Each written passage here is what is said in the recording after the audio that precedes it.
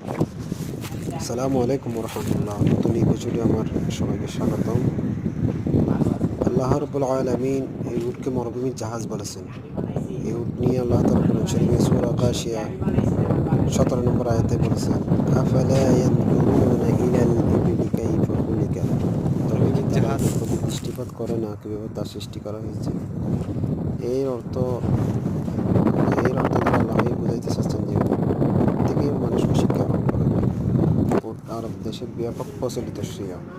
আরবের অধিকাংশ যানবাহন ছিল এই উট। এই জন্য আল্লাহ তাআলা তার কথা উল্লেখ করে বলেছেন যে এই জন্তুর সৃষ্টি বৈচিত্র্য নিয়ে চিন্তা গবেষণা করো। উট নিয়ে গবেষণা করার জন্য আল্লাহ তাআলা বলেছেন কোরআন শরীফে।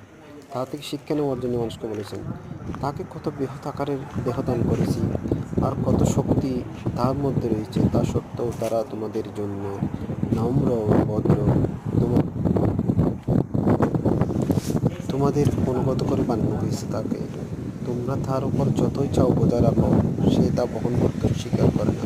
তোমাদের অধীনস্থ থাকে। এছাড়াও তার গোশত খাবার ও দুধ পান করার কাজে আসে এবং তার পশম দ্বারা গরমের পোশাক প্রস্তুত হয়ে থাকে।